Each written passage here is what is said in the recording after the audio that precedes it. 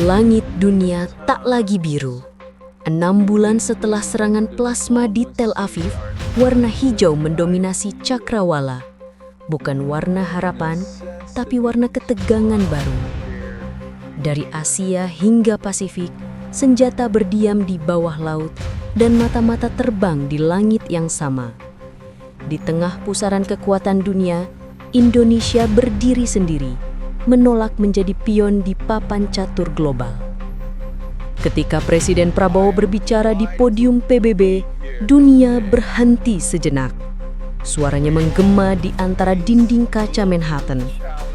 Kami bukan milik Barat, bukan milik Timur. Kami milik kemanusiaan. Pidato itu menjadi momen bersejarah saat bangsa dari Timur menantang narasi global bukan dengan perang, tapi dengan prinsip. Namun, di balik sorotan kamera dan tepuk tangan diplomatik, bayangan buaya puk-puk masih mengintai di selatan dan langit hijau di atas Nusantara menyimpan rahasia yang belum terungkap. Apakah kedamaian ini nyata atau sekedar jeda sebelum badai berikutnya? Apakah Garuda benar-benar terbang untuk kemanusiaan atau sedang menyiapkan sayapnya untuk babak baru dunia? Tonton kisah lengkapnya hingga akhir. Tinggalkan komentarmu. Apakah Indonesia siap menjadi penentu arah dunia baru atau justru sedang bermain di tengah api yang tak terlihat? Fajar di Tel Aviv bukan lagi simbol kedamaian. Langit yang biasanya berwarna biru keemasan kini berubah menjadi kehijauan, seperti cermin raksasa yang memantulkan sesuatu dari luar bumi. Dalam sepersekian detik, kilatan menyilaukan melintas di atas garis pantai Mediterania, bukan cahaya matahari, melainkan ledakan plasma yang menembus atmosfer seperti pedang surgawi. Dentuman keras menyusul, mengguncang tanah dan kaca jendela gedung-gedung tinggi yang bergetar hebat sebelum runtuh seperti pasir. Mobil-mobil meledak di jalanan, alarm meraung bersahutan, dan udara dipenuhi debu bercahaya, partikel logam yang terbakar oleh panas ekstrim. Di pelabuhan Java, perahu nelayan terhempas ke daratan. Di Menara Azrieli, kaca menetes seperti lilin cair. Orang-orang berlarian, menjerit, mencari perlindungan, namun tidak ada tempat aman. Rudal-rudal misterius meluncur dari arah utara, menembus radar pertahanan air rendum tanpa terdeteksi. Mereka tidak bergetar seperti roket konvensional, melainkan meluncur dalam keheningan, hanya meninggalkan jejak cahaya hijau neon yang perlahan memudar. Beberapa menit kemudian, kota itu tenggelam dalam kegelapan total. Listrik padam, sinyal hilang, lalu sesuatu yang lebih mengerikan terjadi. Langit tampak memendar dengan warna hijau pekat seperti aurora borealis yang tersesat di Timur Tengah. Hujan ringan turun, tapi airnya berkilau logam dan meninggalkan luka di kulit siapapun yang menyentuhnya. Di bawah tanah Tel Aviv, markas Mossad berubah menjadi sarang panik. Sirine berputar, lampu merah berkedip. Ruang situasi dipenuhi teriakan dan suara mesin komunikasi yang berderak. Radar kita lumpuh, tidak ada identifikasi awal, teriak seorang teknisi. Seorang analis muda, mata merah karena begadang, menatap layar dengan wajah pucat. Ini bukan rudal biasa, strukturnya cair. Lihat bentuknya, mereka memadat di udara, katanya lirih. Direktur Mossad, seorang pria beruban dengan tatapan tajam, mencondongkan tubuh. Kau mau bilang apa?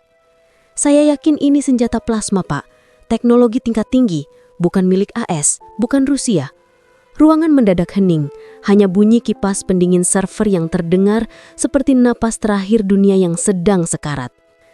Beberapa detik kemudian, layar utama menampilkan laporan satelit, titik peluncuran dari semenanjung Korea. Koordinat itu jelas, Korea Utara. Berita menyebar seperti wabah. CNN memotong siaran pagi, BBC mengabarkan ledakan nuklir non-konvensional, dan media sosial dibanjiri tagar #BringDown. Di Seoul, sirine siaga berbunyi. Di Washington, Pentagon menggelar rapat darurat. Namun di Tel Aviv, tak ada waktu untuk politik. Rumah sakit penuh sesak. Petugas medis memakai jas pelindung radiasi yang bahkan belum diuji di lapangan. Mereka mengevakuasi anak-anak yang tubuhnya dipenuhi luka bakar hijau bekas dari partikel plasma yang menempel di udara. Sementara itu, di atas reruntuhan, seorang jurnalis Israel menyalakan kamera yang masih berfungsi. "Kota kami terbakar," katanya dalam siaran langsung yang mengguncangkan dunia. Tapi ini bukan api biasa, ini api dari masa depan. Dalam hitungan jam, dunia menatap ke arah Pyongyang. Kantor berita Yonhap di Korea Selatan melaporkan pergerakan besar-besaran pasukan di perbatasan utara. Tokyo menaikkan status siaga militer. Beijing bungkam. Dan di tengah kekacauan informasi, muncul satu pesan radio misterius yang berhasil ditangkap oleh stasiun intelijen Eropa Timur. Frekuensi terenkripsi, tapi jelas asalnya dari Korea Utara. Isi pesannya hanya 2 kalimat. "Ini bukan perang, ini peringatan. Jangan sentuh sekutu kami di Timur Tengah." Pesan itu mengubah segalanya. Dunia tiba-tiba bertanya-tanya, siapa sekutu yang dimaksud? Iran? Suriah? Ataukah kekuatan baru yang selama ini tersembunyi di balik tirai konflik global? Di ruang bawah tanah Mossad, direktur menatap peta digital dunia yang kini berwarna merah dan hijau. Kalau ini peringatan, maka apa yang akan terjadi jika mereka benar-benar berperang? Tak ada yang menjawab. Hanya suara jauh dari ambulans yang terus meraung di atas tanah, menembus keheningan bunker. Dan di luar, di antara puing dan api, matahari akhirnya muncul, tapi sinarnya tak lagi keemasan. Ia memantul di antara debu logam dan menghasilkan warna kehijauan aneh. Fajar baru Tel Aviv telah tiba, bukan membawa harapan, melainkan pertanda zaman baru, zaman di mana langit pun bisa menjadi senjata. Langit hijau itu menjadi simbol ketakutan global, dan dunia tahu babak baru sejarah manusia baru saja dimulai. Pidato Kim Jong-un menggema di seluruh dunia, bukan lewat saluran diplomatik resmi, tapi melalui siaran televisi nasional yang disiarkan secara langsung tanpa pemberitahuan sebelumnya. Dunia terhenyak. Di layar, Kim berdiri tegak di sebuah aula besar dengan bendera Korea Utara menjuntai di belakangnya, disinari cahaya hijau redup yang entah sengaja atau tidak membuat suasana tampak menyeramkan. "Ini bukan perang," katanya dengan nada berat dan tenang, seperti seorang guru yang menegur muridnya. "Jangan sentuh sekutu kami di Timur Tengah." Suara itu menggema di ruang-ruang rapat Pentagon, di gedung Kementerian Pertahanan Jepang, hingga ke ruang situasi Kremlin. Tidak ada satupun yang tahu siapa sekutu yang dimaksud, tapi dunia langsung terbelah dalam 2 tafsir. Bagi sebagian analis, sekutu itu jelas Iran, mitra lama Pyongyang dalam program rudal balistik. Namun sebagian lain berbisik tentang sesuatu yang lebih kelam, yaitu jaringan teknologi rahasia yang menjembakani ilmuwan eksil Suriah, insinyur Iran, dan korporasi bayangan dari Asia Tengah yang pernah disebut dalam laporan PBB namun tak pernah terbukti eksis. Dalam 24 jam setelah pidato itu, kantor berita Barat menuduh Korea Utara telah melanggar setiap prinsip hukum internasional. Washington menuduh adanya keterlibatan Rusia di balik proyek senjata plasma, sebuah teknologi yang seharusnya masih dalam tahap teori. Tidak mungkin Korea Utara melakukannya sendirian, ujar analis pertahanan CNN. Mereka mendapat bantuan dari pihak ketiga. Dan petunjuk paling jelas, uji coba mereka terlalu bersih, terlalu efisien. Laporan rahasia yang bocor ke The Guardian menyebut bahwa beberapa bulan sebelum serangan ke Tel Aviv, sekelompok ilmuwan Rusia menghilang di Kazakhstan.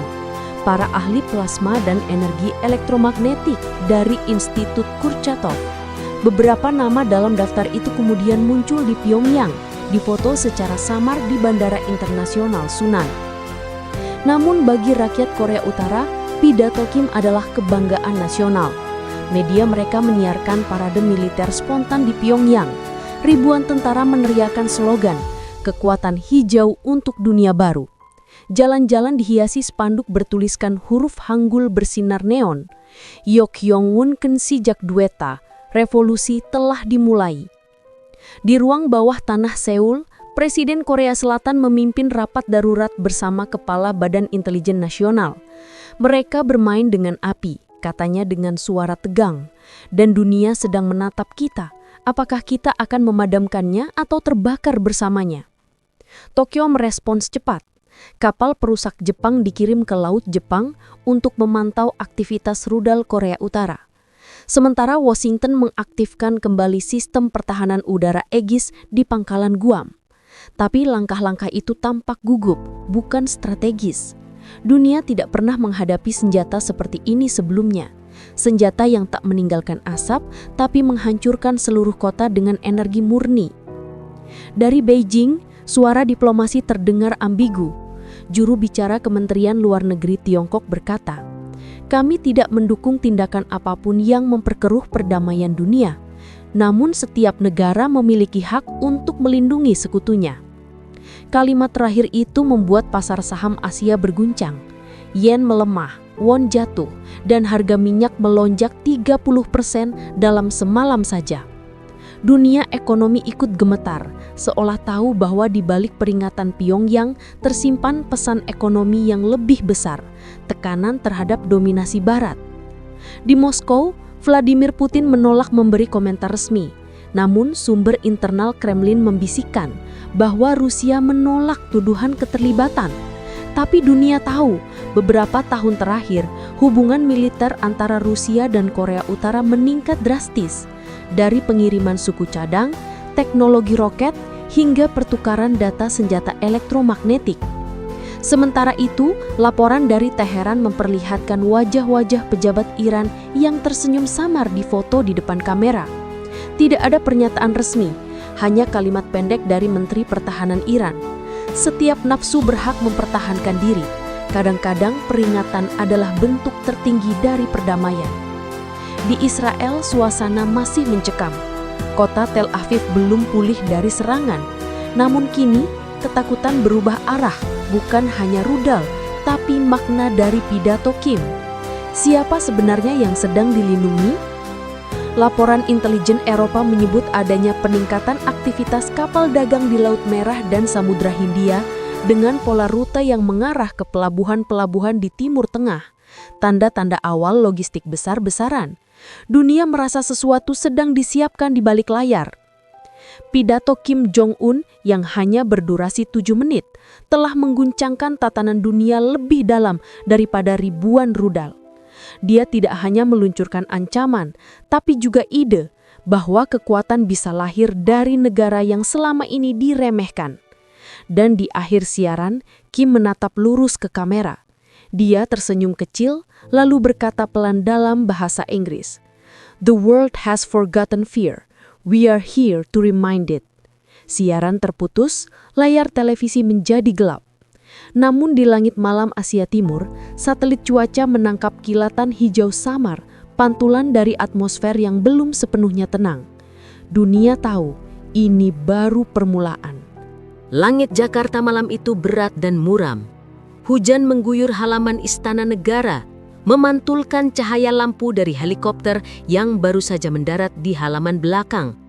Di dalam ruang situasi istana, udara terasa tegang. Pendingin ruangan bekerja keras menahan panas tubuh manusia yang diselimuti kekhawatiran.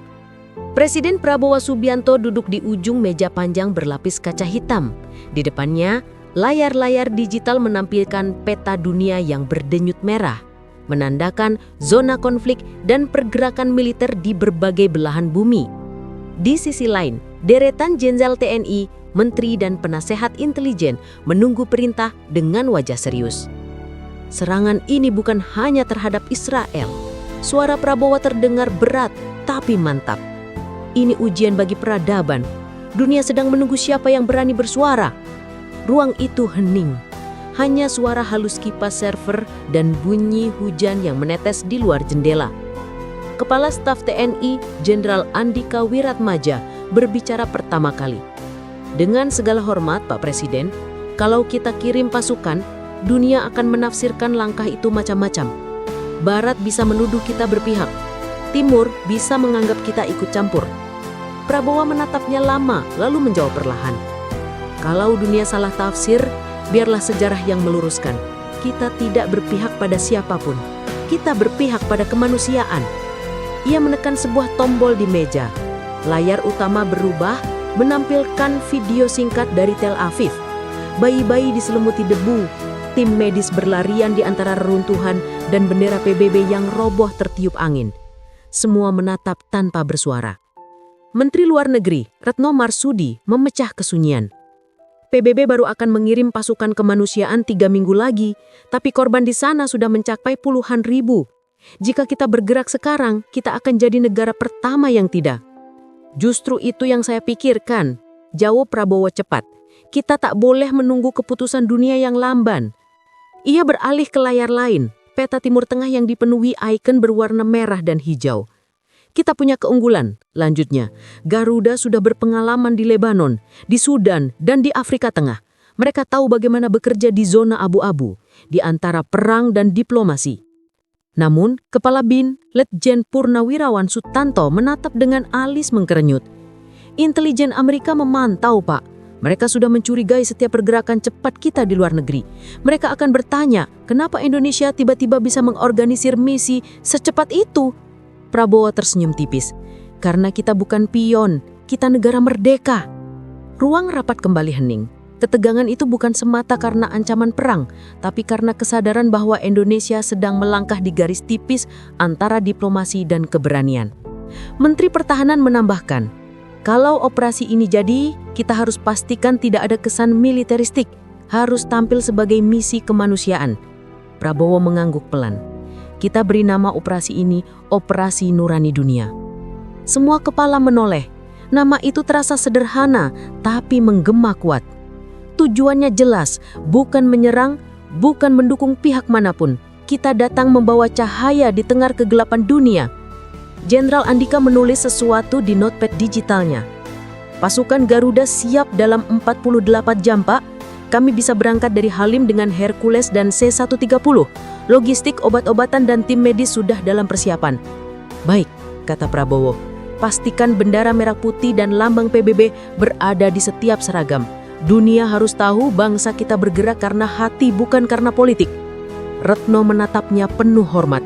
Langkah ini berani, Pak, tapi akan mengguncang diplomasi dunia. Prabowo berdiri, suaranya meninggi sedikit, namun tegas.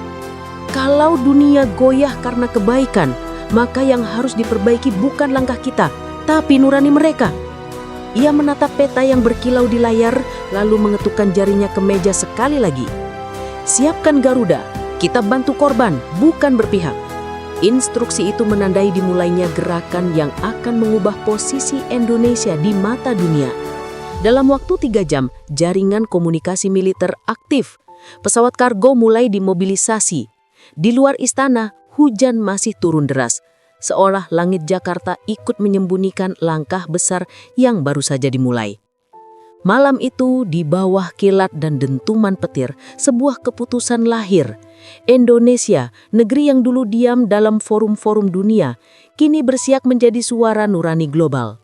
Dan di ruang gelap itu, peta dunia di layar besar menampilkan satu titik baru yang berwarna putih, tanda persiapan pasukan Garuda. Sebuah sinyal kecil tapi cukup untuk membuat satelit-satelit asing di orbit mulai memperhatikan Jakarta dengan seksama. Fajar di Halim Perdana Kusuma menyala keperakan. Embun menempel di badan pesawat Hercules C-130 yang berjajar seperti raksasa logam di ujung landasan. Suara mesin menderu rendah, berat, dan bergema hingga menembus langit pagi Jakarta yang masih berkabut. Di antara deru itu, pasukan TNI berdiri tegak. Helm baja mengilap, seragam loreng bersih, dan bendera merah putih dijahit di pundak kanan mereka, berdampingan dengan lambang biru PBB di sisi kiri. Misi mereka sederhana tapi bersejarah. Operasi Nurani Dunia. 1000 prajurit terbaik, gabungan dari Kopassus, Yonzipur, dan tenaga medis TNI AU bersiap untuk berangkat menuju tanah yang porak-poranda oleh serangan plasma di Tel Aviv. Mereka tidak membawa senjata berat, hanya perlengkapan penyelamat, logistik, dan doa dari 250 juta rakyat Indonesia.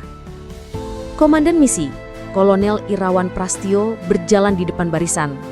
Suaranya berat tapi tenang saat memberi pengarahan terakhir. Kita bukan pasukan perang. Kita datang untuk mengobati, menolong, dan menunjukkan bahwa bangsa kita tidak buta terhadap penderitaan. Ia berhenti sejenak, menatap pasukannya. Jangan takut pada peluru. Takutlah jika kalian kehilangan hati. Sorak pendek terdengar dari barisan, lalu senyap lagi. Semua tahu, misi ini bukan sekadar perjalanan kemanusiaan. Ini juga ujian politik terbesar Indonesia sejak masa Soekarno. Tak jauh dari sana, Presiden Prabowo berdiri di podium sederhana. Tanpa karpet merah, tanpa protokol berlebihan. Ia hanya mengenakan jaket bomber TNI HANU dan topi hitam. Wartawan dari seluruh dunia mengerumuni area media. Kamera CNN, Al Jazeera, NHK hingga Kompas TV menyorot setiap gerakannya. Prabowo berbicara dengan suara mantap. Pasukan ini tidak membawa senjata untuk membunuh. Mereka membawa keberanian untuk menyembuhkan. Dunia boleh berdebat tentang siapa yang benar atau salah. Tapi rakyat yang terluka tidak punya waktu menunggu politik. Ia mengangkat tangan, memberi hormat pada barisan Garuda. Selamat bertugas. Bawalah kehormatan bangsa di pundak kalian. Serentak, pasukan menjawab, siap komando. Deru mesin Hercules meningkat, baling-baling berputar cepat, menghasilkan angin kuat yang membuat bendera merah putih berkibar gagah di depan menara pengendali. Dari udara, formasi pesawat itu membentuk sayap besar, simbol yang kemudian akan menghiasi halaman depan surat kabar dunia keesokan harinya. Di dalam pesawat, suasana campur aduk. Beberapa prajurit berdoa pelan. Seorang dokter militer muda memeriksa lagi kotak medisnya. Di layar kecil di dinding kabin, peta digital menampilkan jalur penerbangan panjang melintasi Samudra Hindia, berhenti di Bahrain, lalu menuju Tel Aviv melalui koordinasi udara PBB. Saat pesawat mulai menanjak, Jakarta tampak mengecil di bawah sana, kota bercahaya yang perlahan tertelan awan. Garuda 5 clear for ascent. Suara menara pengendali terdengar di radio. Copy that, jawab pilot, menuju langit barat. Beberapa jam kemudian, di Newsroom CNN Atlanta, presenter memulai segmen khusus. Sebuah langkah berani datang dari Asia Tenggara. Indonesia, negara dengan populasi muslim terbesar di dunia, mengirim 1.000 pasukan kemanusiaan ke Israel. Sebuah tindakan langka dan berpotensi mengubah dinamika global. Di dunia Arab, berita ini disambut dengan hangat. Hashtag Garuda for Humanity menjadi trending di media sosial Timur Tengah. Di Kairo, orang-orang berkumpul di depan televisi sambil berteriak, Indonesia, saudara kami. Namun di sisi dunia lain, di ruang tertutup Langley, Virginia, para analis CIA menatap satelit dengan dahi berkerut. Mereka memperhatikan formasi pesawat Indonesia yang melintasi jalur udara internasional dengan disiplin militer tingkat tinggi. Gerakan Indonesia ini terlalu cepat, ujar seorang pejabat intelijen kepada direktur operasional. Direktur CIA menatap peta digital. Terlalu terencana untuk sekedar misi kemanusiaan, gumamnya. Pertanyaannya, siapa yang mereka lindungi sebenarnya? Sementara itu, di Bahrain, pasukan Garuda singgah untuk pengisian bahan bakar. Kolonel Irawan turun sebentar, menatap langit barat yang berwarna abu dan orange. Dalam diam, ia tahu misi ini akan lebih rumit daripada sekedar menolong korban. Ada sesuatu di luar sana, sesuatu yang belum diketahui dunia, tapi Indonesia akan jadi saksi pertama.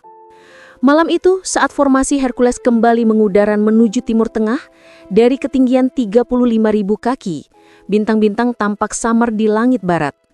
Di antara kilatan petir jauh di horizon, bendera merah putih di lengan para prajurit tampak berpendar kehijauan oleh cahaya layar kabin. Dan dari Jakarta hingga Tel Aviv, dunia menyadari satu hal. Langit sedang berubah warna, dan di bawahnya, Garuda Indonesia mulai mengepakkan sayapnya menuju takdir baru. Ketika dunia masih terpaku pada kehancuran di Tel Aviv dan keberangkatan pasukan Garuda ke langit barat, sesuatu yang jauh lebih tenang namun berbahaya sedang terjadi di selatan. Canberra, ibu kota Australia, pagi itu diselimuti kabut putih. Gedung parlemen berkilau pucat di bawah cahaya musim dingin. Di dalamnya, 2 tangan berjabat di depan kamera. Perdana Menteri Australia dan Perdana Menteri Papua Nugini.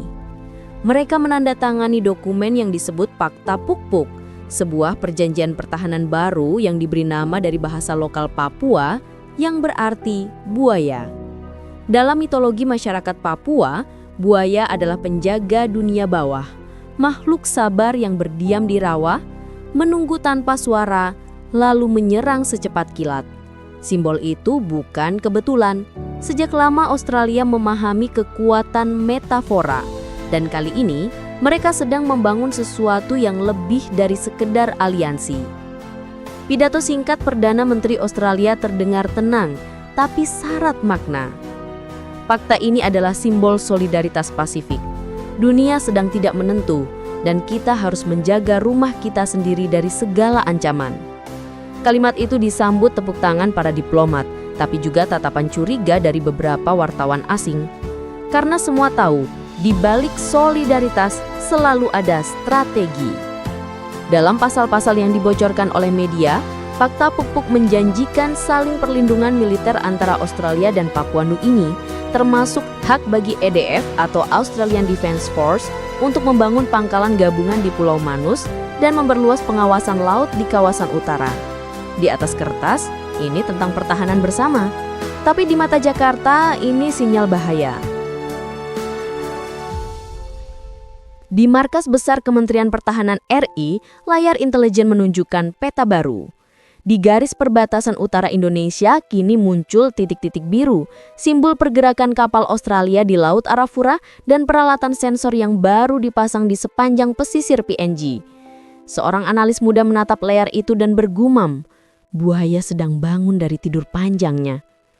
Sementara itu media barat menyambut fakta ini dengan euforia. BBC menulis, langkah penting untuk keamanan Pasifik menghadapi ketegangan global. CNN menulis lebih gamblang, Puk-Puk adalah jawaban Australia terhadap kebangkitan Asia Tenggara. Namun bagi kalangan strategis Indonesia, narasi itu punya makna lain. Dalam rapat terbatas di Jakarta, Kepala BIN melapor kepada Presiden. Gerakan ini sudah disiapkan lama, Pak. Mereka membangun infrastruktur komunikasi dan radar jauh sebelum perjanjian diumumkan. Ini bukan reaksi spontan terhadap Tel Aviv, ini rencana jangka panjang. Prabowo menghela nafas pelan menatap peta digital yang kini menampilkan kawasan timur Indonesia. Mereka sedang membangun pagar di depan rumah kita, ujarnya pelan. Menteri Luar Negeri Retno menambahkan dengan nada diplomatis. Secara formal mereka tak menyebut Indonesia, tapi seluruh sistem pertahanannya diarahkan ke utara, bukan ke Pasifik Selatan. Itu cukup jelas. Suasana ruangan terasa tebal. Indonesia tak bisa menuduh secara terbuka tanpa bukti, tapi diam juga berarti membiarkan strategi baru terbentuk di pinggir wilayahnya. Sementara itu di Port Moresby, ibu kota Papua New Guinea, pesta perayaan berlangsung meriah. Musik tradisional dipadukan dengan paduan suara militer. Warga lokal berbaris sambil membawa miniatur buaya dari kayu. Media lokal menulis, buaya menjaga tanah kami. Namun tidak semua rakyat Papua senang. Di distrik-distrik pesisir, beberapa tokoh adat menganggap simbol buaya telah disalahartikan. Buaya dalam budaya kami tidak menyerang tanpa alasan, ujar seorang tetua bernama Uben Tokome kepada wartawan. Tapi orang luar memakainya untuk alasan mereka sendiri. Di Canberra, seorang jurnalis senior ABC menulis editorial tajam. Puk-Puk mungkin terlihat seperti perjanjian pertahanan, tapi bagi sebagian pihak di Asia, ini adalah peringatan bahwa buaya kini bukan lagi simbol lokal, melainkan lambang kekuasaan baru barat di Pasifik. Sinyal satelit memperlihatkan kapal perusak Australia mulai berpatroli lebih dekat ke Laut Timor dan Arafura. Di pangkalan militer Darwin, aktivitas meningkat 2 kali lipat. Pesawat intai P-8 Poseidon meluncur tiap pagi, memantau rute perdagangan dan pergerakan kapal asing. Di Jakarta, pejabat pertahanan mulai menyiapkan laporan strategis. Satu kalimat di bagian atas laporan itu mencuri perhatian semua yang membacanya. Puk-Puk bukan sekedar perjanjian, itu benteng NATO di utara kita. Kalimat itu kemudian dikutip oleh berbagai media Asia. Dalam semalam, istilah buaya di utara menjadi tren di dunia maya Indonesia, simbol ketegangan baru yang tak terucap tapi nyata. Malam itu, di Laut Arafura yang tenang, radar Indonesia menangkap sinyal samar dari kapal tanpa identitas yang melintas di perbatasan selatan. Komandan di Merauke melapor cepat. Kontak tak dikenal, bergerak perlahan, arah timur laut. Suara dari pusat komando menjawab pendek. Pantau, jangan ganggu, buaya sedang mengintai. Langit Pasifik tampak tenang, tapi di bawah permukaannya, gelombang besar sedang bersiap menggulung. Malam di Jakarta terasa panjang.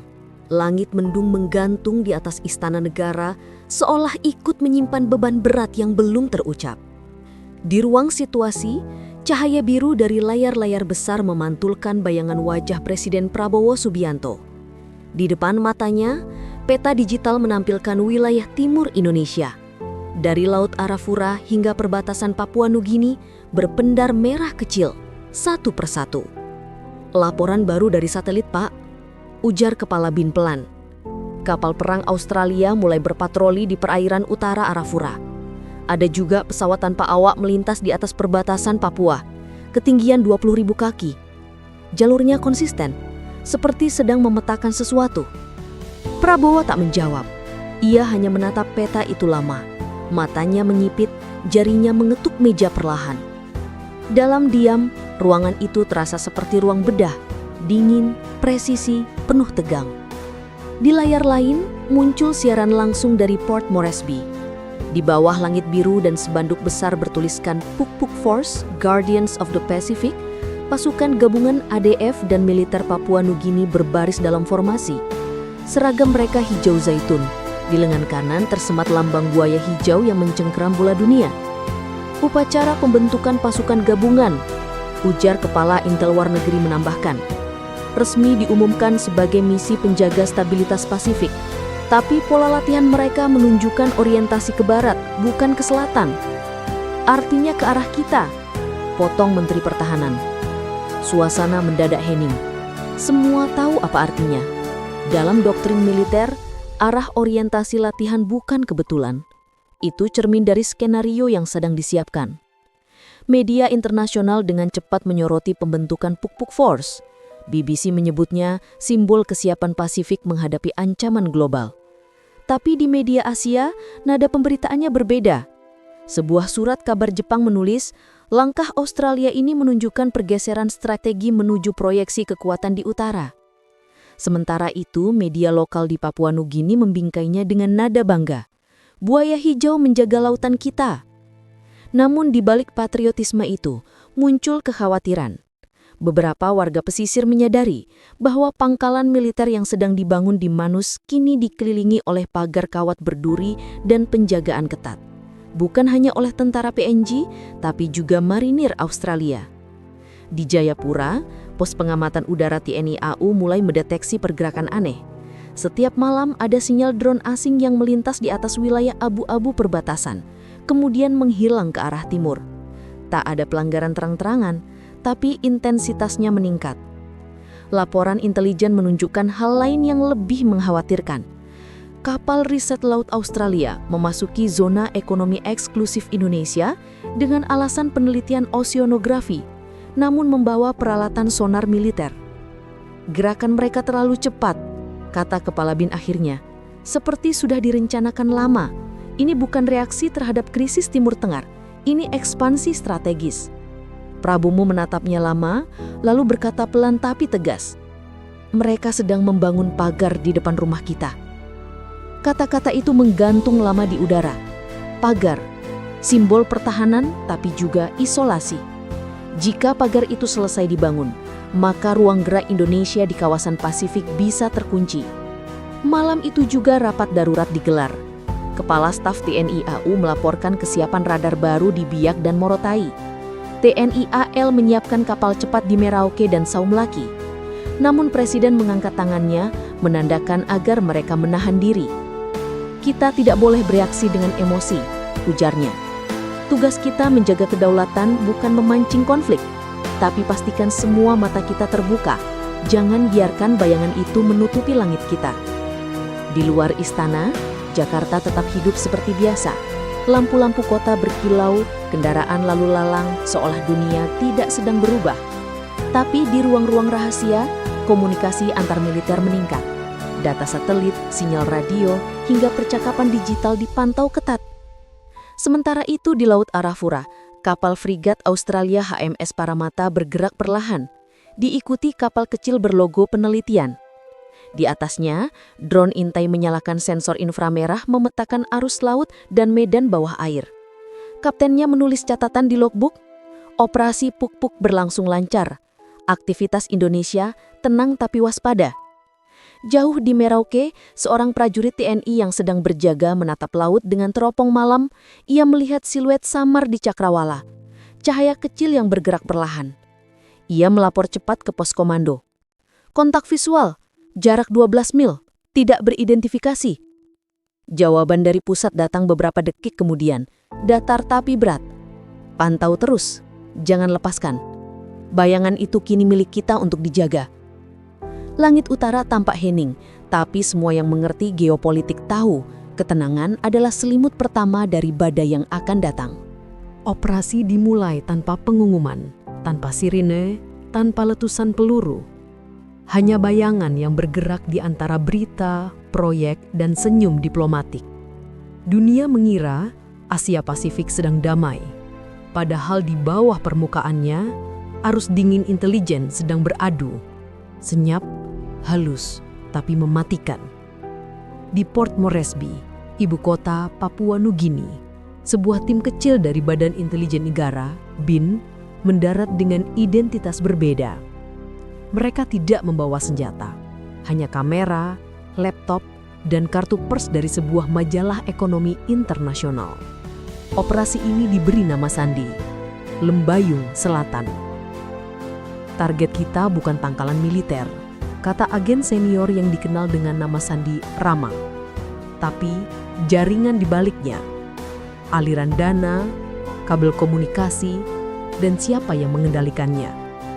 Selama berminggu-minggu, mereka menyusup ke acara-acara bisnis yang diselenggarakan oleh Lembaga Bantuan Australia. Di tengah sambutan ramah dan musik tradisional, para agen mengumpulkan potongan informasi kecil. Percakapan di meja makan, jadwal kapal logistik, hingga blueprint proyek telekomunikasi. Semakin lama, potongan itu mulai membentuk gambaran besar. Sebuah gedung berwarna putih di distrik Waigani yang di permukaan tampak seperti kantor proyek infrastruktur digital, ternyata memiliki ruang bawah tanah yang tidak tercatat dalam izin bangunan. Di sanalah, menurut laporan lapangan, sinyal komunikasi satelit dari Arafura dan Laut Banda dikumpulkan, dienkripsi, lalu dikirim ke Canberra. Di dalam ruangan itu, berkedip lampu hijau dari server gagasan, dan di salah satu dindingnya terpasang plakat logam bertuliskan Pacific Data Partnership, kedok permuka bagi markas komunikasi rahasia Australia. Namun, temuan terbesar datang dari sebuah kebocoran data. Seorang teknisi lokal yang merasa kecewa karena proyeknya dipangkas, menjual salinan laporan internal kepada seorang wartawan Indonesia, tanpa tahu bahwa ia baru saja menyerahkan kunci kepada rahasia besar. Di antara ribuan baris dokumen, satu kalimat mencolok ditemukan. Operation Green Tide, Containment Against Indonesian Expansion. Rama membaca kalimat itu berulang-ulang. Green Tide, gelombang hijau. Nama yang terdengar puitis, tapi penuh ancaman. Itu bukan misi pertahanan, melainkan rencana pengendalian. Strategi untuk membendung kebangkitan Indonesia di kawasan Pasifik. Begitu dokumen itu dikirim ke Jakarta melalui saluran aman, Istana Negara langsung mengadakan rapat tertutup. Presiden Prabowo menerima laporan itu di tengah malam. Ia membaca tanpa ekspresi, hanya menghela napas panjang sebelum berkata pelan. Mereka tidak lagi menunggu. Mereka sudah memulai langkah. Para pejabat tinggi di ruangan itu bereaksi berbeda. Kepala BIN menuntut tindakan keras, operasi kontra intelijen dan pembongkaran publik. Menteri Luar Negeri sebaliknya meminta kehati-hatian. Kalau kita buka ini sekarang, mereka akan menyangkal, dan kita dituduh provokatif. Dunia sedang melihat kita sebagai kekuatan kemanusiaan. Jangan ubah narasinya menjadi ancaman militer. Prabowo menatap peta di layar besar. Di utara, warna merah menandai aktivitas militer Australia. Di selatan, garis biru menandai pergerakan diplomasi Indonesia. Ia tahu dua garis itu sedang mendekat, cepat tak terhindarkan. Akhirnya ia berkata dengan nada datar namun tegas, "Kita tidak perlu teriak, cukup siapkan taringnya." Instruksi pun turun. Tanpa publikasi, TNI memperkuat pangkalan di Mauroke, Biak, dan Saumlake. Kapal intai CN-235 mulai beroperasi rutin di jalur timur. Kapal selam Nagapasa dan Arda Delhi dikirim bergantian ke Laut Arafura. Namun semua dilakukan diam-diam. Tidak ada konferensi pers, tidak ada parade militer. Sementara itu, dunia internasional tetap menganggap Indonesia tenang. CNN menulis, Jakarta menjaga sikap netral di tengah meningkatnya ketegangan Pasifik. Mereka tak tahu, di balik netralitas itu, sebuah mesin pertahanan sedang bergerak perlahan namun pasti. Sementara itu di Port Moresby, Rama dan timnya menyadari bahwa mereka telah diburu. Salah satu anggota tim melapor dibuntuti 2 pria asing seusai merapat dengan pejabat PNG. Dalam semalam, hotel mereka dikosongkan, semua data dipindahkan, dan identitas jurnalis mereka dibuang. Di bawah hujan tropis, Rama mengirim pesan terakhir ke Jakarta melalui satelit darurat. Green Tide confirm, komunikasi aktif 24 jam, markas tersembunyi di bawah proyek bantuan digital. Kami akan evakuasi malam ini. Setelah pesan terkirim, koneksi terputus. Beberapa hari kemudian, kantor majalah ekonomi internasional itu mengumumkan 3 wartawannya hilang di Papua Nugini akibat kecelakaan laut. Tapi di dunia intelijen, semua tahu, itu bukan kecelakaan. Itu babak baru dari perang yang tidak pernah diumumkan. Jakarta tidak pernah mengeluarkan pernyataan resmi.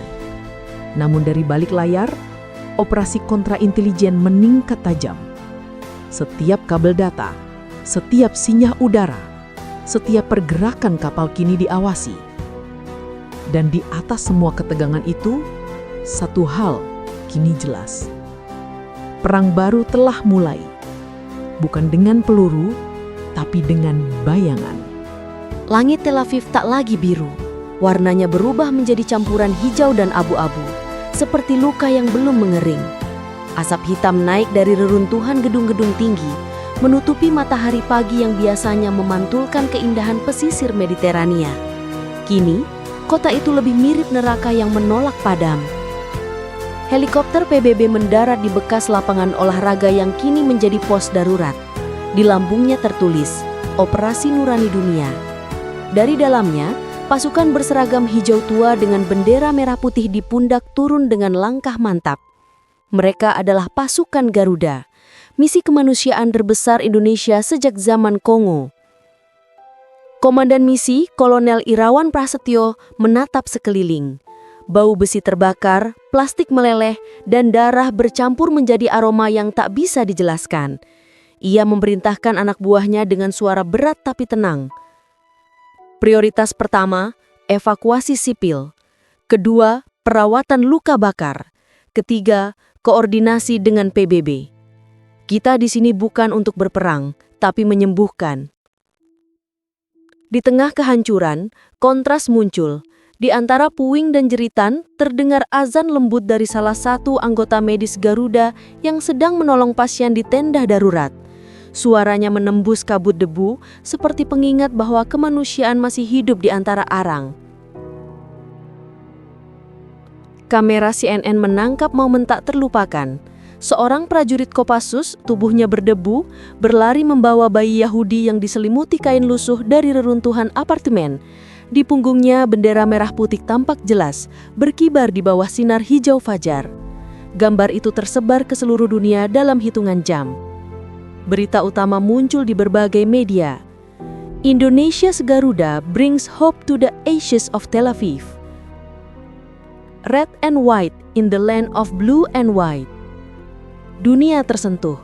Dari Paris hingga New York, netizen membanjiri media sosial dengan tagar #Garuda for Humanity. Bahkan Presiden Israel dalam wawancaranya berkata lirih, mereka datang dari jauh bukan untuk menyerang tapi untuk mengobati. Dunia butuh lebih banyak bangsa seperti Indonesia.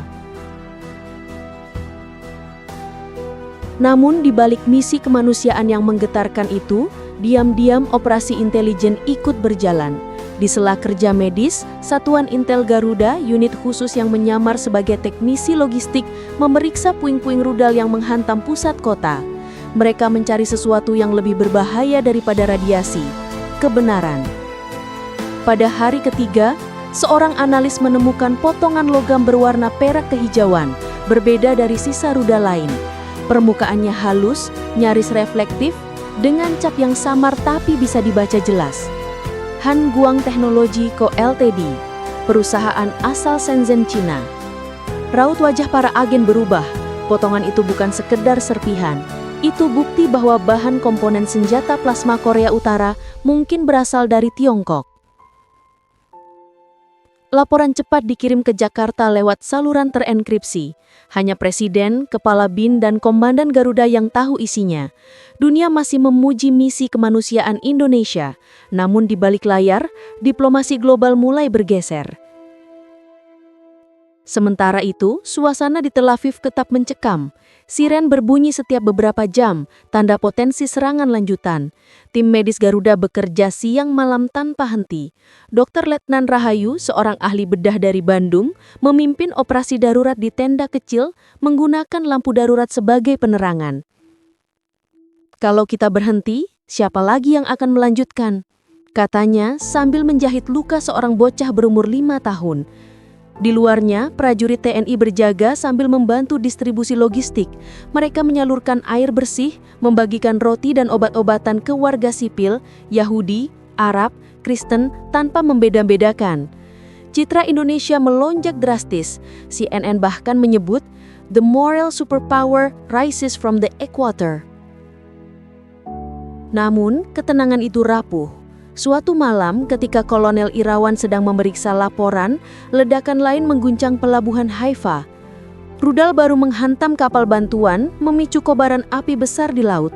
Komandan Garuda segera memerintahkan semua unit kembali ke posisi siaga. Pagi berikutnya, di tengah reruntuhan pelabuhan, Irawan berbicara melalui radio PBB. "Kami datang membawa perdamaian. Tapi dunia ini sedang lupa artinya." Kalimat itu kemudian dikutip oleh banyak media, menjadi simbol dari kelelahan moral umat manusia. Sore harinya, tim teknis menemukan lebih banyak potongan logam bertulisan Mandarin. Tak hanya satu, tapi puluhan, semuanya dari pabrikan yang sama. Kini teka-teki dunia menjadi semakin dalam. Jika rudal Korea Utara berisi komponen Cina, maka serangan itu bukan lagi isu regional, melainkan skema global yang melibatkan kekuatan besar. Ketika malam turun di Tel Aviv, langit kembali memantulkan cahaya hijau samar dari partikel plasma yang masih tersisa di udara. Kolonel Irawan menatap langit itu lama sebelum bersisik.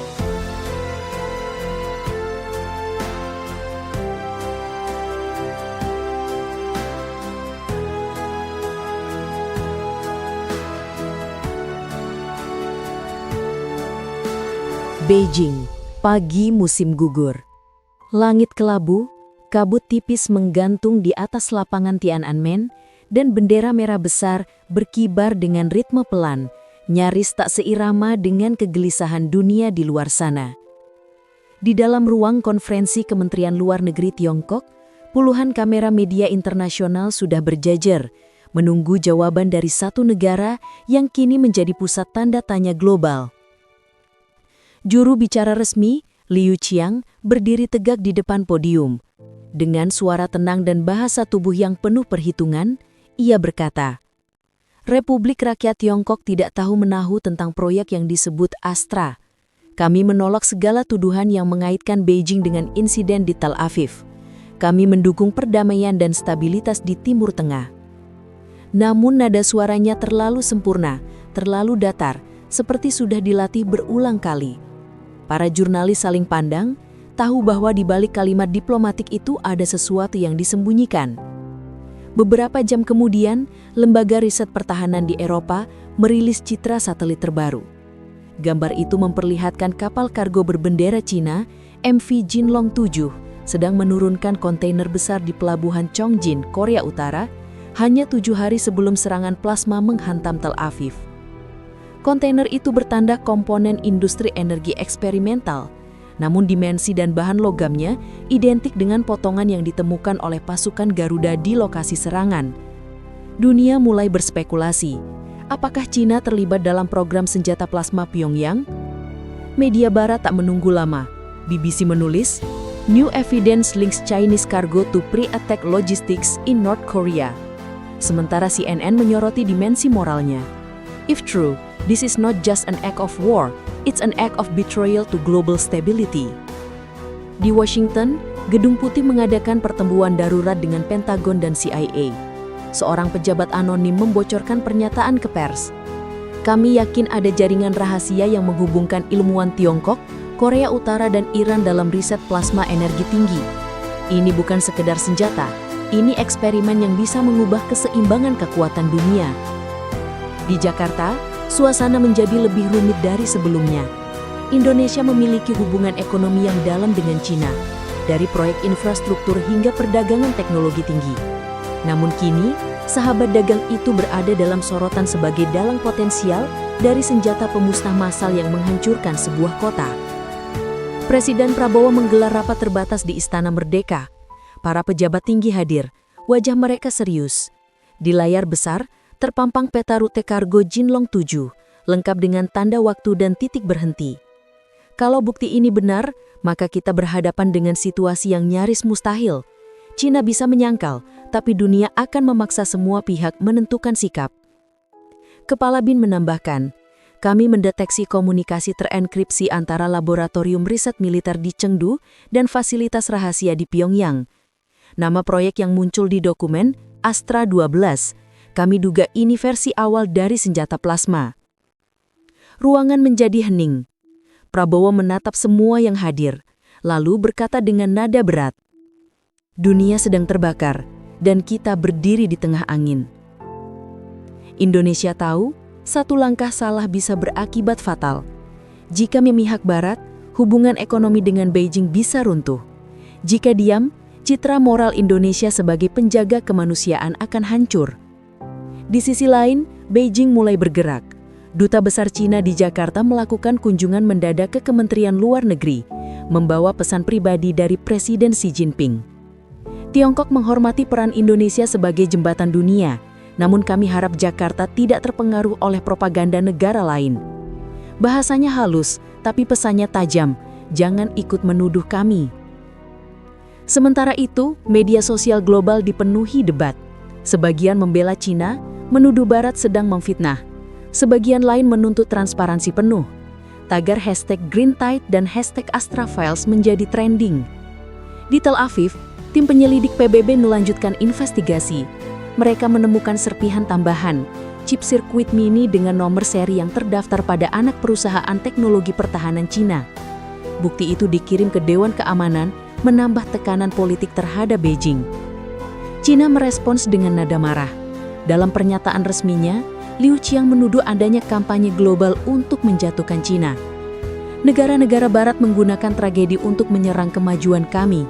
Kami tidak akan tunduk pada fitnah, ujarnya tegas.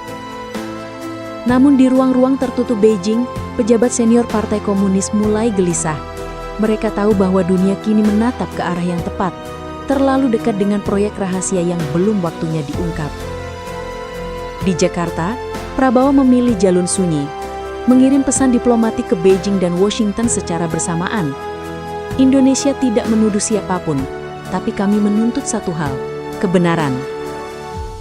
Di luar istana, langit sore Jakarta berwarna hijau keemasan memantulkan cahaya senja. Seorang penasihat presiden berbisik pelan. Langit kini tak pernah jujur, Pak. Kadang hijau tak berarti damai. Prabowo hanya tersenyum tipis dan menjawab, yang penting kita tidak buta di tengah warna itu. Dunia menahan nafas. Dari Tel Aviv ke Beijing, dari Canberra ke Jakarta, bayangan Astra kini menjadi tanda tanya terbesar di abad ini. Langit Tel Aviv malam itu merah seperti bara. Api menjilat gedung-gedung yang tinggal rangka. Sirena meraung tanpa jeda dan udara terasa berat oleh debu serta bau logam terbakar. Di tengah kekacauan itu, pasukan Garuda masih berdiri tegak. Seragam mereka sudah berdebu. Lencana PBB di lengan sudah pudar warnanya, namun bendera merah putih di dada tetap jelas terlihat di antara asap dan kilatan api. Sejak pagi, serangan rudal kedua mengguncang Israel. Target kali ini, Pelabuhan Haifa, jantung logistik yang selama ini menopang upaya evakuasi dan bantuan kemanusiaan. Ledakan itu mengguncang radius 5 km, menewaskan ratusan warga sipil dan beberapa petugas internasional. CNN menyiarkan langsung, dan di layar dunia terlihat satu adegan. Prajurit Indonesia mengangkat tanduk, menutupi korban dengan jaketnya sendiri, lalu memberi hormat sebelum berlari kembali ke zona bahaya. Di pos komando sementara, Kolonel Irawan, Komandan Misi Garuda, menatap peta digital yang penuh titik merah. Ia mengaktifkan radio satelit, suaranya berat tapi tegas. Kami datang membawa perdamaian, tapi dunia ini sedang lupa artinya. Pesan itu direkam oleh media internasional. Dalam hitungan jam, kalimat itu menjadi kutipan global. BBC menulis, Indonesia's Garuda speaks truth amidst chaos. Sementara di Jakarta, publik meneteskan air mata melihat siaran itu. Namun di ruang-ruang diplomasi dunia, ketegangan lain mulai muncul. NATO, terutama Prancis dan Amerika Serikat, menilai kehadiran besar Indonesia di wilayah konflik sudah melampaui mandat kemanusiaan.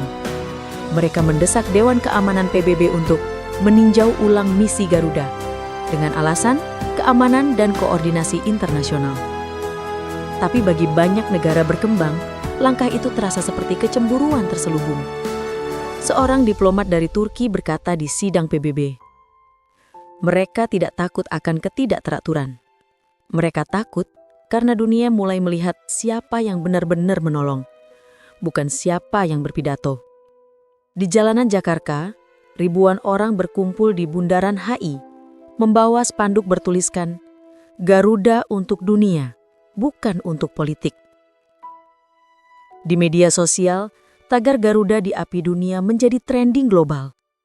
Warga Mesir, Turki, bahkan Brasil menulis pesan dukungan untuk Indonesia. Sementara itu di Tel Aviv, situasi makin genting. Serangan udara belum berhenti. Tim medis Indonesia bekerja siang malam tanpa tidur. Dokter-dokter TNI bergantian menyuntikkan anestesi, menjahit luka, dan mengevakuasi korban dari puing bangunan. Mereka bekerja sama dengan tenaga medis Israel dan relawan lokal, membuktikan bahwa kemanusiaan masih bisa melampaui politik. Namun ancaman datang bukan hanya dari langit. Intel Garuda menangkap sinyal elektronik asing di sekitar wilayah operasi. Sundernya, drone siluman tak dikenal, yang melintas rendah di atas perbatasan. Analisis sementara menunjukkan bahwa drone itu bukan milik Israel, bukan pula Iran. Identifikasi awal menyebutnya sebagai RQ-98, varian baru milik konsorsium pertahanan NATO. Kolonel Irawan melapor langsung ke Jakarta. Mereka memantau setiap gerak kita. Ini bukan lagi misi kemanusiaan semata. Ini ajang pengawasan global. Presiden Prabowo yang mengikuti laporan lewat ruang kendali di Jakarta hanya menjawab singkat, lanjutkan misi. Dunia boleh menatap, tapi jangan biarkan mereka menulis cerita kita. Ketegangan meningkat setelah 2 kendaraan logistik Garuda diserang di jalur utara oleh kelompok bersenjata tak dikenal. Serangan itu menewaskan 3 prajurit Indonesia, korban pertama sejak misi dimulai. Upacara penghormatan dilakukan di lapangan terbuka dengan suara azan lembut dari masjid darurat di dekat lokasi. Saat peti jenazah dibalut bendera merah putih, Kolonel Irawan menunduk lama lalu berkata lirih kepada pasukannya. Kita tidak sedang berperang, tapi dunia membuat kita terlihat seperti sedang bertempur. Adegan itu direkam jurnalis Al Jazeera, dan sekali lagi dunia tersentuh. Gambar bendera merah putih yang berkibar di tengah langit oranye menyala menjadi simbol baru kemanusiaan. Simbol yang lahir bukan dari kekuatan, tapi dari keberanian untuk bertahan ketika semua pihak kehilangan arah. Namun, bagi semua pujian itu, tekanan politik terus meningkat. Amerika Serikat memanggil Duta Besar Indonesia di Washington untuk konsultasi mendesak. Inggris menunda bantuan logistik untuk operasi PBB di mana Garuda menjadi tulang belakang. Tapi tak satu pun dari itu menghentikan langkah pasukan Indonesia di tanah asing itu. Menjelang fajar, ketika kota Tel Aviv kembali sunyi dalam debu dan asap, Kolonel Irawan berdiri di atap gedung apartemen yang setengah runtuh. Di tangannya, sebuah radio tua terus memutar berita dunia yang penuh keberisikan diplomatik. Ia menatap ke arah timur, arah Indonesia. Kalau dunia terbakar, ujarnya perlahan. Biarlah Garuda tetap membawa air, walau hanya setetes. Dan di antara bara itu, bendera merah putih masih berkibar. Tidak tinggi, tidak megah, tapi cukup untuk membuat dunia tahu bahwa harapan belum padam. Kabar itu datang seperti badai di tengah laut tenang. Pagi itu, stasiun televisi internasional serempak menyiarkan breaking news. Australia membangun pangkalan militer baru di Pulau Manus, Papua Nugini, hanya sekitar 600 km dari perbatasan Indonesia di Merauke. Dalam siaran resmi, Perdana Menteri Australia menyebut proyek itu sebagai langkah strategis untuk menjaga stabilitas kawasan Pasifik. Namun di Jakarta, kata yang digunakan berbeda, ancaman. Pulau Manus, yang dulu hanya dikenal sebagai pangkalan logistik kecil di era Perang Dunia II, kini berubah menjadi titik panas baru dunia. Citra satelit memperlihatkan landasan pacu sepanjang 3 km, hanggar baja berukuran raksasa, dan pelabuhan laut dalam yang bisa menampung kapal perang kelas destroyer. Di tengah area itu, terlihat bendera biru hijau dengan simbol buaya hijau, lambang Puk-Puk Force, pasukan gabungan Australia dan Papua Nugini yang baru diresmikan. Media Barat menulis judul optimis, A New Strategic Buffer for the Pacific. Tapi di Asia, nada pemberitaan berbeda. Media Tiongkok menyebutnya benteng NATO di selatan Asia. Sementara media Jepan menulis, langkah Australia bisa memicu respon keras dari Jakarta. Di ruang kendali strategis istana, Presiden Prabowo Subianto duduk menghadap layar besar menampilkan citra drone pengintai. Di belakangnya, Menteri Pertahanan, Panglima TNI dan Kepala BIN berdiri tegang. Layar memperlihatkan kapal-kapal Australia bersandar di Manus dengan radar yang mengarah ke utara ke Indonesia. Ini bukan latihan, mereka sedang menempatkan mata dan telinga di depan pintu rumah kita, ujar Panglima TNI pelan. Prabowo menatap peta digital yang memperlihatkan lintasan laut dari Darwin ke Arafura lalu ke Manus. Dengan satu gerakan tangan, ia memperbesar area Merauke. Kerahkan Nagapasa 403, katanya tegas. Kita pantau mereka dari bawah laut, tak perlu menembak, cukup buat mereka tahu kita tahu. Dalam hitungan jam, kapal selam Nagapasa bergerak diam-diam dari dermaga Sorong menuju Laut Arafura. Awak kapal menerima perintah dengan tenang. Mereka tahu ini bukan perang, tapi satu langkah salah bisa memicunya. Sementara itu di udara, Skuadron Udara 11 menerbangkan jet F-16 dari Lanut Hasanuddin. Radar mereka menangkap pergerakan pesawat patroli maritim Australia yang melintas di dekat perbatasan. Dalam komunikasi tertutup, pilot Indonesia dan Australia sempat saling berhadapan tanpa menembak, tanpa kata, hanya pandang-pandangan dalam beberapa mil laut. Situasi di atas Arafura menegangkan, tapi sejauh ini semua masih dalam batas diplomatik. Lapor Komandan Udara. Namun diplomasi sedang retak. Di Canberra, Menteri Pertahanan Australia memberikan pernyataan tajam. Kehadiran kami di Manus bukan ancaman bagi siapapun. Tapi jika ada pihak yang merasa terganggu, mungkin mereka harus bertanya pada diri sendiri, mengapa? Pernyataan itu menjadi viral, dianggap sindiran langsung kepada Indonesia. Di Jakarta, media lokal membalas, Puk-Puk bukan penjaga damai, tapi buaya yang mengintai di rawa utara. Sementara itu di Port Moresby, protes mulai muncul. Sebagian warga Papua Nugini menolak pangkalan itu, menuduh pemerintahnya menjual tanah leluhur kepada kepentingan asing. Dalam sebuah video amatir yang beredar di media sosial, seorang tetua suku berdiri di depan pagar proyek berteriak, "Buaya itu bukan penjaga kami, dia pemangsa yang datang dari selatan." Jakarta menonton semua itu dengan hati-hati. Prabowo tahu bahwa setiap langkah TNI akan diawasi dunia. Ia memilih strategi senyap. "Jangan panik," ujarnya dalam rapat kabinet terbatas. "Mereka ingin kita bereaksi keras. Kita lawan dengan ketenangan, tapi jangan lengah." Malam itu di perairan gelap Laut Arafura, kapal selam Nagapasa bergerak tanpa suara. Sonar mereka menangkap gema propeller kapal perang Australia dari kejauhan. Operator sonar berbisik pelan, "Mereka di sana, Pak. 2 kapal frigate bergerak lambat." Komandan kapal menjawab tenang, "Biarkan mereka berlayar, tapi catat setiap koordinatnya. Dunia harus tahu siapa duluan yang menggertak." Di Jakarta, laporan itu diterima pukul 3 dini hari.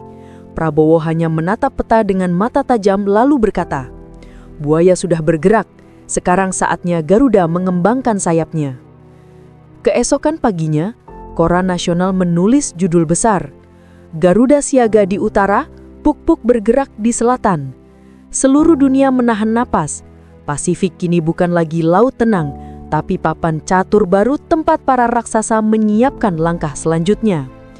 Dan Indonesia, di tengahnya, berdiri tegak antara buaya di selatan dan bara di barat, menanti giliran menentukan arah sejarah.